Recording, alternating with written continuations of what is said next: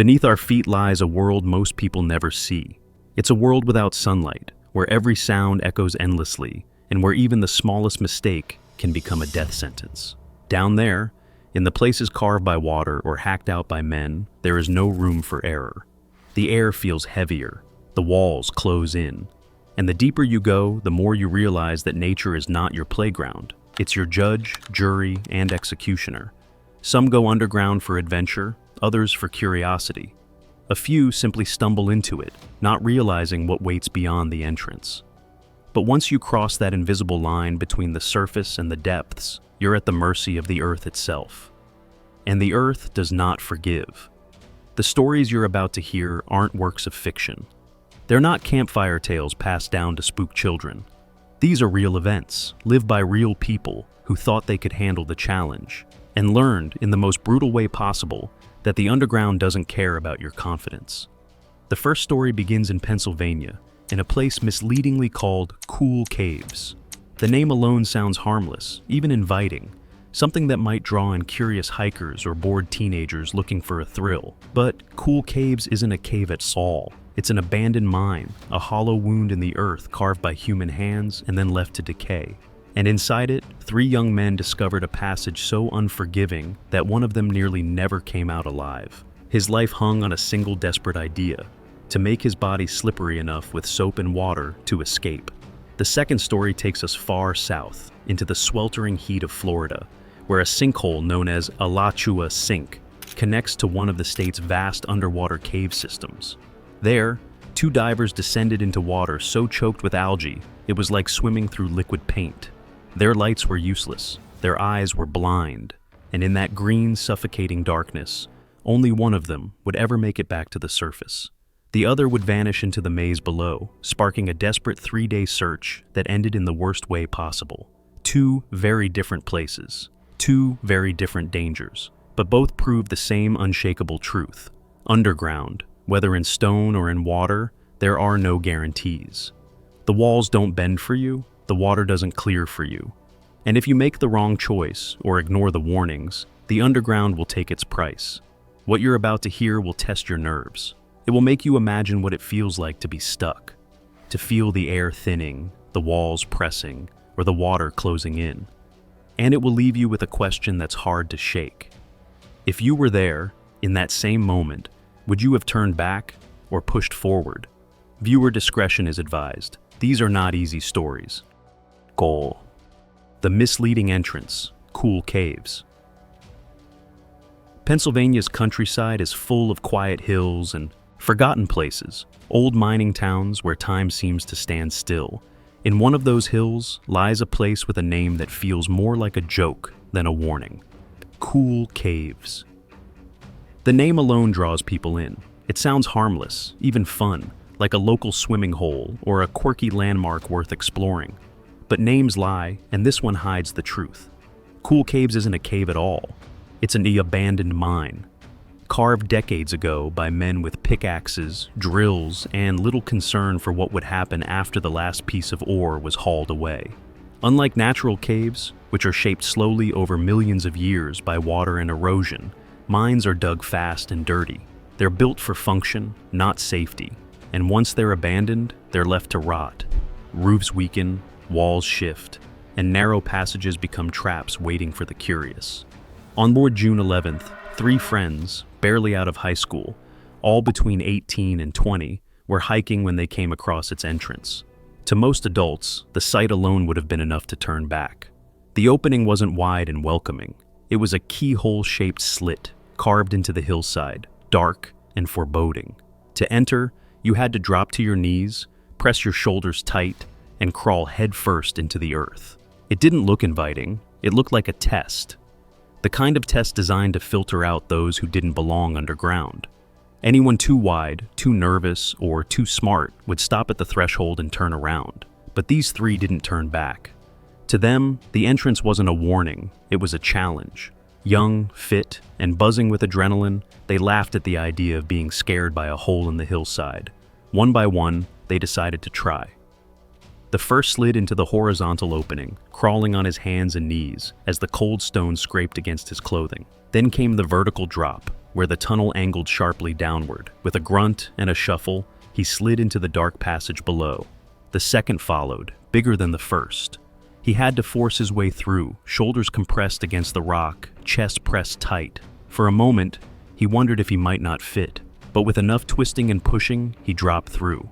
The third went last, the laughter of his friends echoing faintly ahead of him.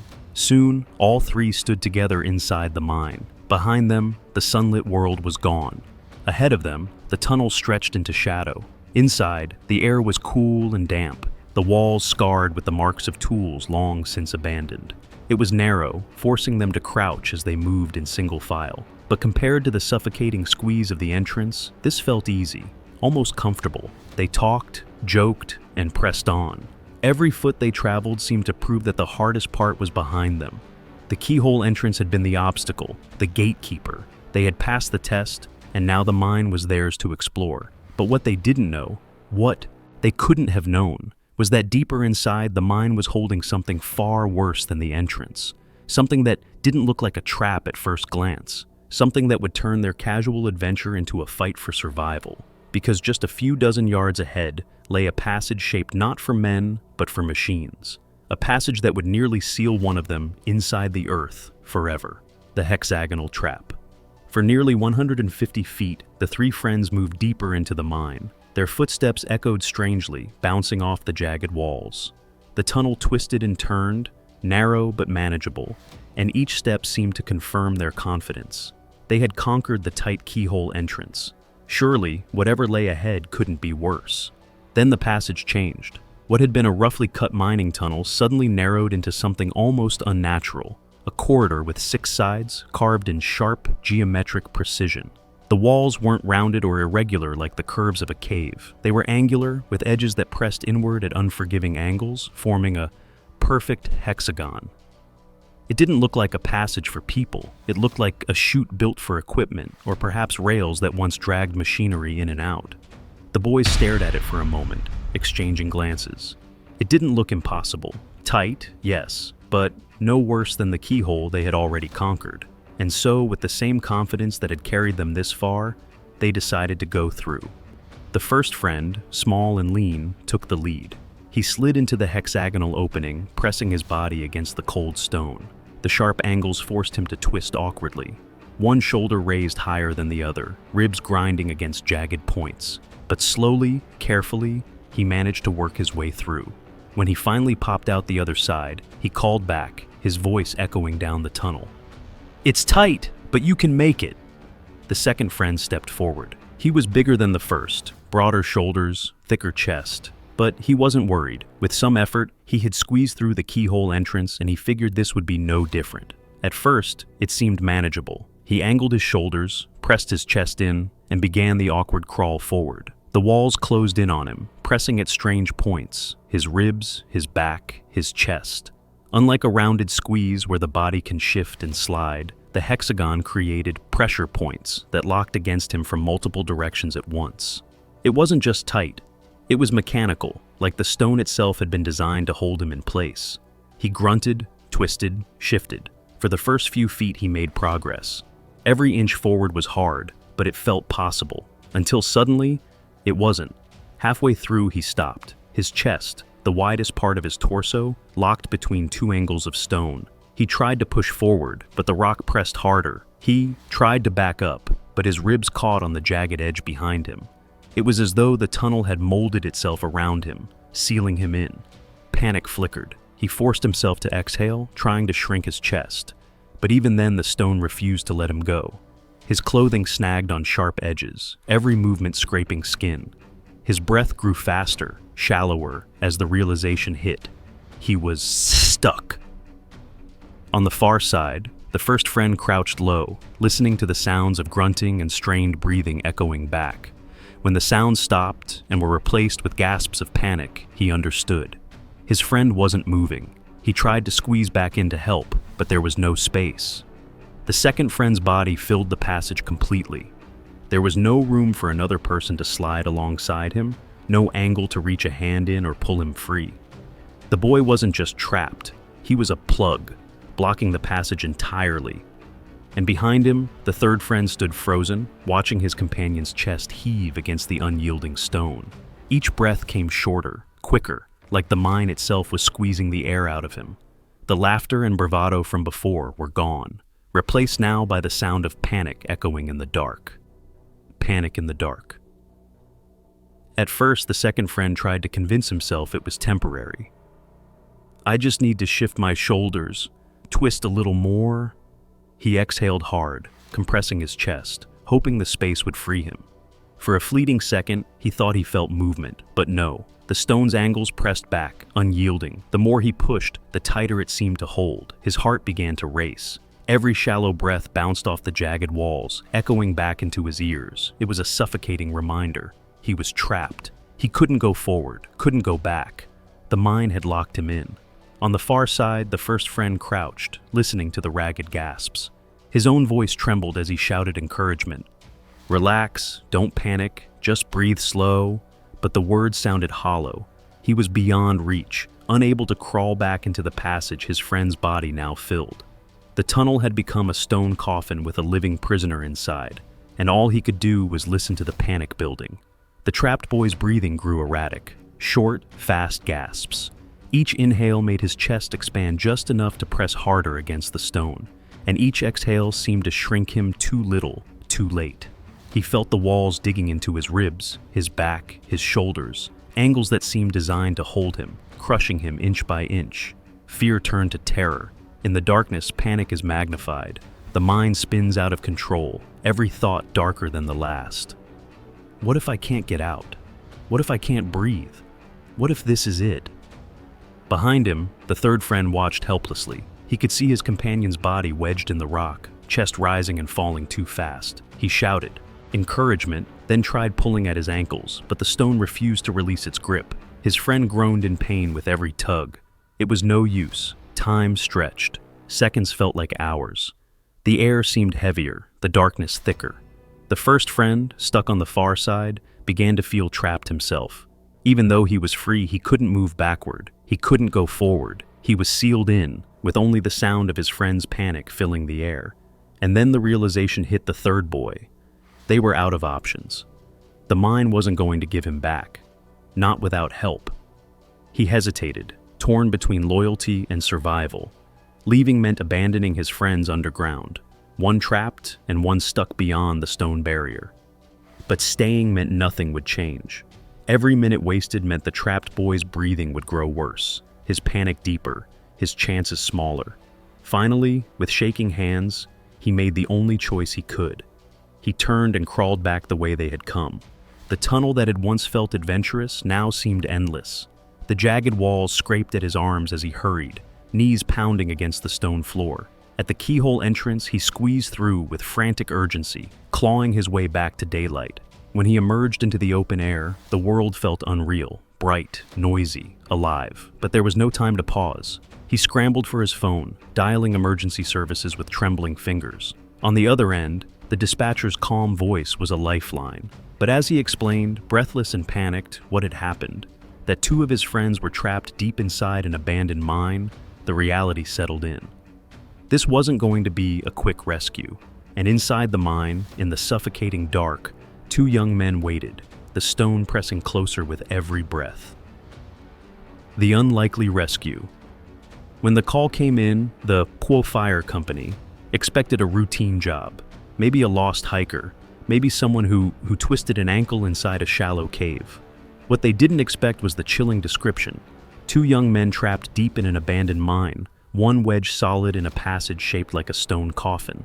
Rescue teams rushed to the scene, but the moment they arrived, they realized this was no ordinary operation.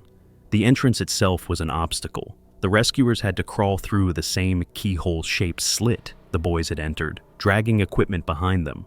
Oxygen tanks, ropes, harnesses, all had to be squeezed through the sap piece by piece. Every firefighter who passed through knew that if things went wrong, even their own escape would be a struggle. Inside, the conditions were worse. The tunnel twisted for nearly 150 feet before it reached the hexagonal passage, where the boy was trapped. The rescuers crouched, crawled, and scraped their way in, their headlamps flickering against the wet stone walls. By the time they reached the two young men, the air was thick with panic. One boy stood trembling in the main tunnel, frantic and exhausted.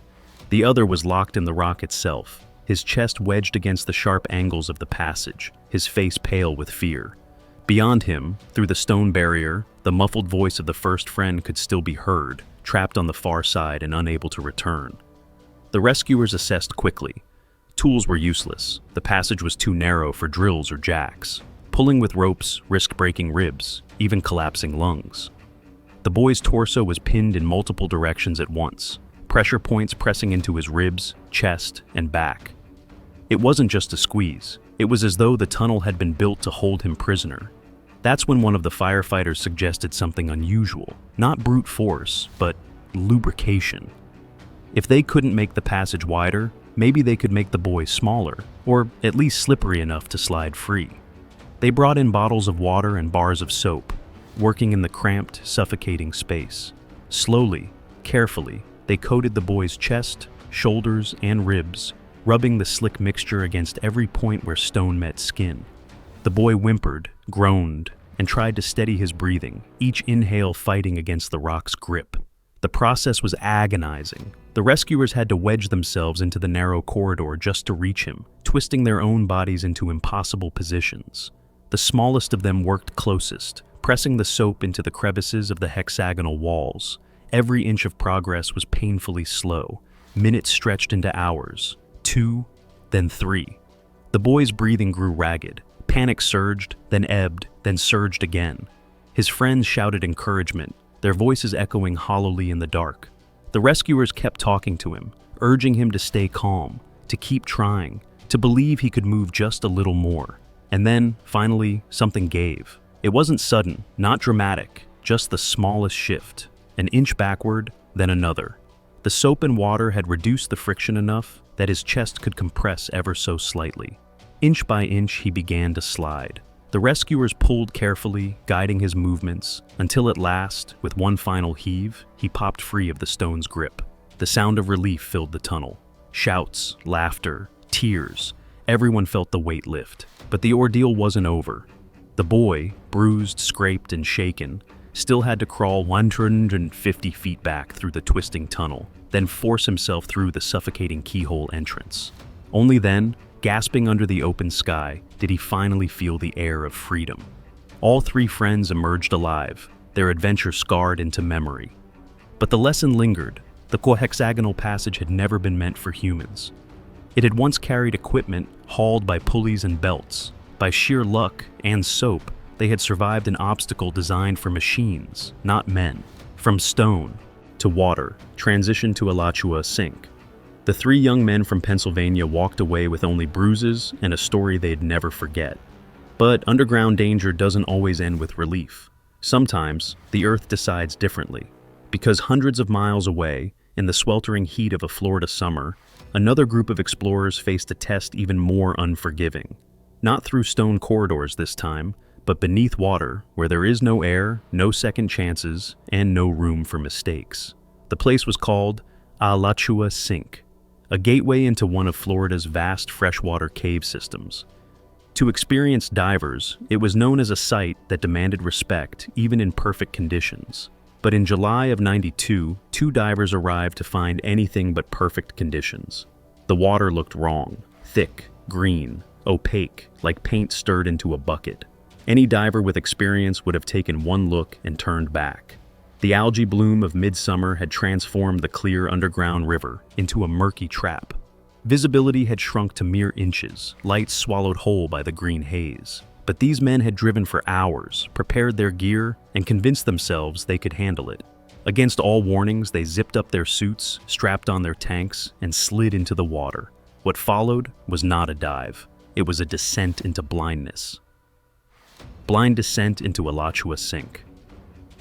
The moment the two divers slipped beneath the surface, the illusion of safety shattered. What had looked murky from above became suffocating below. Their dive lights, bright beams that under normal conditions could cut through dozens of feet of water, now seemed almost laughable. Each light pushed out less than a foot before vanishing into a swirling wall of green. It was like swimming through paint. Thick, blinding, disorienting. The cave was no longer a world they could see. It was one they had to feel. Every cave diver knows the golden rule: follow the guideline. A thin rope anchored at the entrance leads divers in, and more importantly, leads them back out. It is the lifeline, the single connection between safety and certain death. Lose it, and the cave will swallow you whole. The men searched for it by touch, their gloved fingers trailing along the limestone walls, feeling for the familiar nylon line. For a while, they believed they were on track. The walls guided them forward, their hands brushed stone, then rope, then stone again. Their lights flickered against nothingness. The water pressed closer with every breath. But in the chaos of zero visibility, even the most basic navigation becomes treacherous. Instead of the main tunnel, they had slipped into a false passage, a dead-end corridor, narrower than the primary route, leading not to wonder, but to confusion. At first, they didn't realize it. The water muffled their awareness, the green haze made every wall look the same, but then the shapes felt wrong. The passage narrowed, oddly. The slope tilted off from what the charts had suggested. The divers exchanged signals, quick flashes of light, hand taps, the silent language of men who could not speak through their masks. Something wasn't right. They made the call. Abort. Turn back. Live to dive another day. But caves have a way of punishing hesitation. The retreat proved more disorienting than the descent. What had felt like a wrong turn going in now became a nightmare going out. The water pressed against their masks, their lights bouncing uselessly off walls they could no longer trust. Even the guidelines seemed fickle, there one moment, then slipping from their fingers the next. The buddy behind could just barely make out his partner's glow ahead of him, a faint shimmer in the murk, blinking in and out like a firefly lost in fog. He focused on it, clung to it. As long as that glow was there, he knew he wasn't alone. And then, in an instant, it was gone. No fading, no gradual dimming. One moment there was light ahead, the next, there was nothing. The buddy froze, bubbles roaring in his ears. He swung his light wildly, but the algae swallowed it whole. The water around him felt thicker, heavier. His heart hammered as panic pressed in. He reached out, searching blindly for the rope, the wall, anything, but all he found was emptiness. Somewhere in that green void, his partner had vanished. Whether he had drifted into another passage, followed a false line, or simply surged too far ahead, the buddy could not know. All he knew was the crushing silence and the fact that he was suddenly, utterly alone. For divers, separation is the beginning of disaster. It's the moment where training battles instinct, where the urge to chase collides with the discipline to survive. And in that moment, with the cave pressing in from all sides, the buddy had to make a choice. The surface without a partner. The buddy clawed his way upward, every kick of his fins fueled by panic. His breath echoed inside the regulator, too fast, too shallow, bubbles roaring toward the light above. And then, suddenly, the green darkness gave way to brightness. He broke the surface, gasping, tearing his mask from his face to gulp the thick Florida air. For a brief moment, relief washed over him. He had made it out. He was alive. His lungs filled with warm summer air. The buzzing of insects replaced the muffled silence of the cave, and sunlight painted the rippling water. But something was wrong. The surface was empty. His eyes scanned the pool, frantic. The surface of Alachua's sink was small enough that if anyone else had broken through, they would have been right there, clear as day. There was no silhouette bobbing on the water, no bursts of bubbles rising, no mask breaking through, just the still pool reflecting the trees above. His partner should have been there. In fact, his partner should have reached the surface first. He had been ahead. He had been closer to the exit. By all logic, he should have been waiting, grinning, shaking off the dive's stress. But the pool was silent. A cold dread gripped the buddy's stomach. He yanked his mask back on, shoved the regulator between his teeth, and dove again. The murk swallowed him instantly, green darkness pressing against his mask like a blindfold. He reached for the guideline, fumbling in the dark, forcing himself to retrace his path. His light flared weakly, illuminating inches at best. No shapes, no partner, no glow ahead to follow. He surfaced again, chest heaving. Still nothing. The water lay flat and empty. He dove again. And again.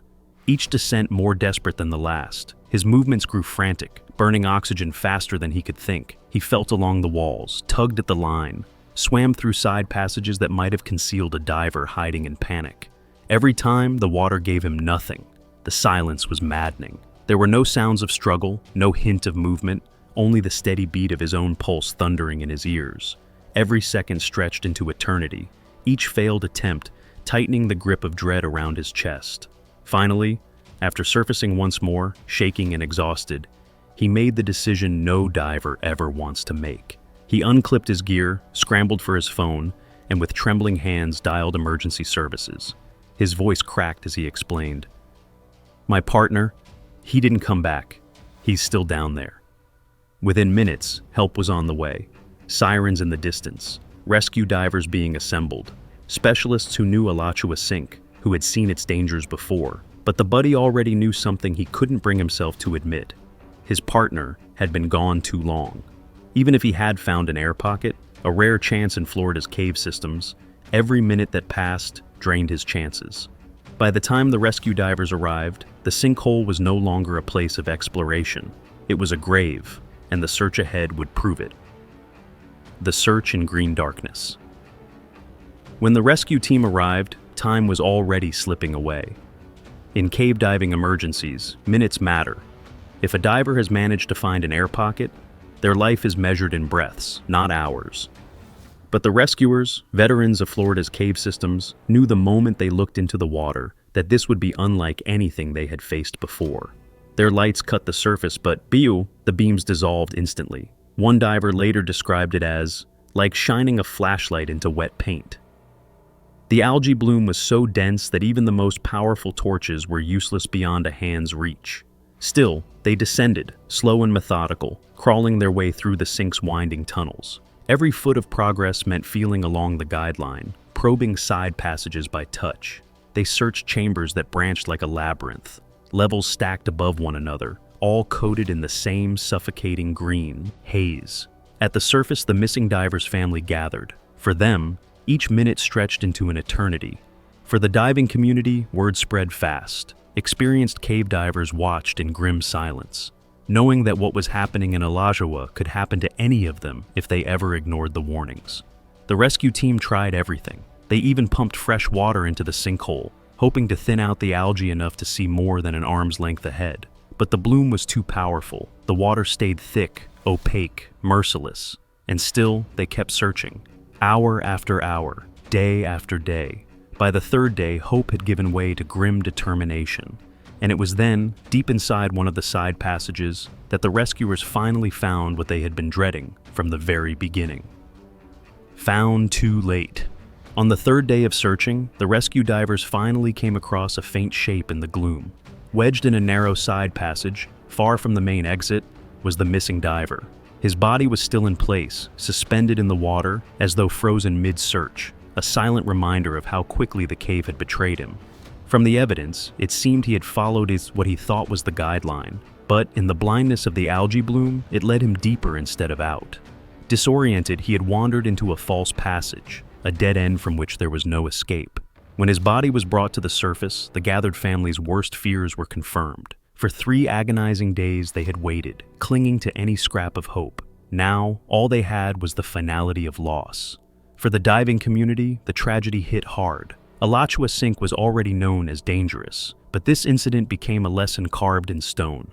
No matter your experience, no matter your preparation, you can't fight nature when conditions are stacked against you.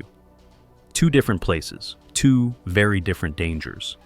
In Pennsylvania, 3 young men underestimated a mine and nearly lost one of their own to a passage designed for machines. They escaped by inches, freed only by soap, water, and luck. In Florida, 2 divers underestimated the season. One returned, the other never did. No amount of skill could cut through the green blindness of Alachua Sink. Both stories remind us of a simple, brutal truth. Underground, there are no second chances. The rock doesn't care, the water doesn't care. And if you ignore the warnings, whether carved into stone or hidden in murky water, the earth will claim its price. So the question is, would you have turned back or pushed forward?